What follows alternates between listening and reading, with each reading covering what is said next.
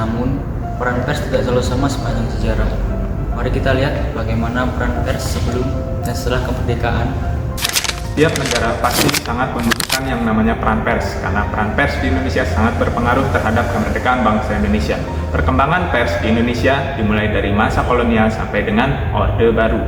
Awal mula adanya pers di Indonesia terjadi ketika masa kolonial Belanda pada tahun 1744. Pers di Indonesia diduduki oleh pers Belanda dengan menerbitkan surat kabar berbahasa Belanda. Surat kabar pertama yang terbit di Indonesia yaitu Bataviasche Nouvelles.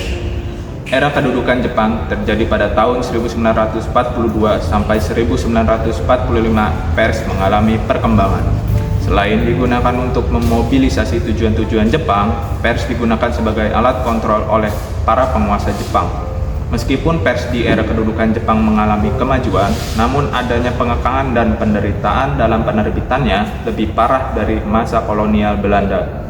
Beberapa surat kabar yang terbit di era kedudukan Jepang ini diantaranya Asia Raya di Jakarta, Sinar Baru di Semarang, Suara Asia di Surabaya, dan Cahaya di Bandung. Pers Revolusi tahun 1945 sampai 1949, Indonesia sedang berjuang mempertahankan kemerdekaan Indonesia. Maka dari itu, pers yang ada di era ini memiliki dua golongan. Golongan pertama pers Nika atau Belanda yang diterbitkan oleh penjajah sekutu dan Belanda. Golongan kedua yaitu pers Republik yang diterbitkan oleh orang-orang Indonesia atau pribumi. Sebelum kemerdekaan, seringkali peran media pers digunakan untuk mencegah propaganda media barat. Namun, dalam pencegahannya seringkali terbatas karena situasi politik yang cenderung otoriter dan dipengaruhi oleh pemerintahan kolonial.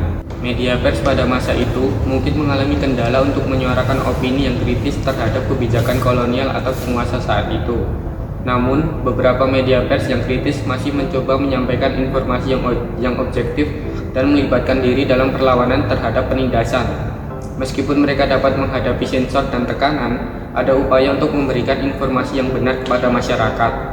Selama periode sebelum kemerdekaan, media pers juga digunakan sebagai sarana untuk menyebarkan gagasan semangat kemerdekaan dan membangkitkan semangat nasionalisme. Meskipun ada keterbatasan dalam menyampaikan informasi bebas dan tanpa propaganda, beberapa media berhasil memberikan kontribusi penting dalam membentuk opini publik dan mempersiapkan masyarakat menuju kemerdekaan. Pada masa Orde Baru, kebebasan pers mulai sirna ketika terjadi peristiwa Malapetaka 15 Januari 1924, yaitu ketika Perdana Menteri Jepang Akio Tanaka datang bertemu dengan Presiden Soeharto. Berita ini menyebar setelah diberitakan oleh media massa bahwa Jepang akan melakukan investasi di Indonesia. Saat itu, mahasiswa sudah merasa resah dengan kebijakan ekonomi yang ditetapkan Presiden Soeharto karena dianggap terlalu berpihak pada investasi asing. Akibat peristiwa itu, terjadi demonstrasi besar-besaran, banyak aktivis yang ditangkap dan berdampak pada kehidupan pers. Selain itu, pada tahun 1995, pemerintahan Orde Baru memberedel banyak media massa. Pemberedelan tersebut dilakukan untuk menghalangi berita atau narasi kritis terhadap pemerintah.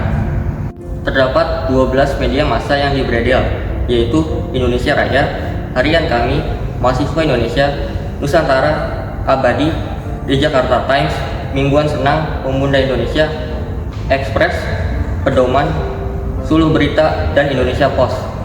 Pada akhirnya pemerintah Orde Baru mendirikan Dewan Pers yang diketuai oleh Menteri Penerangan. Susunan kepengurusan Dewan Pers diisi oleh para pejabat dinas intelijen dan Departemen Penerangan. Dewan Pers ini didirikan dengan tujuan menjadi perantara komunikasi antara pemerintah dengan media massa. Setelah itu, kebebasan pers yang dinanti menemukan jawabannya, yang memang terletak pada sirkulasi pasar dan segmen pembaca yang membutuhkan sajian berita informatif tanpa tekanan tendensius dari pemerintah.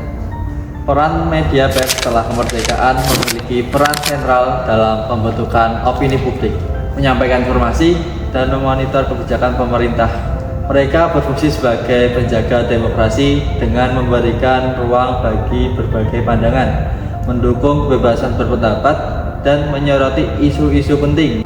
Media pers juga memainkan peran penting dalam mengedukasi masyarakat, memfasilitasi dialog antara pemerintah dan rakyat, serta mengawasi pelaksanaan kebijakan publik. Contoh medianya yaitu mesin ketik. Mesin ketik memiliki peran historis yang signifikan dalam industri media pers setelah kemerdekaan. Sebelum era digital, mesin ketik menjadi alat utama untuk mengetikkan dan memformat berita, artikel, dan dokumen lainnya. Mesin ketik memungkinkan wartawan dan editor untuk memproduksi konten dengan cepat dan efisien. Namun, tantangan seperti kebebasan pers, kontrol politik, dan isu-isu keberlanjutan keuangan tetap relevan. Penting bagi media pers di Indonesia untuk tetap berpegang pada prinsip integritas, objektivitas, dan etika jurnalistik agar dapat menjalankan peran mereka secara efektif.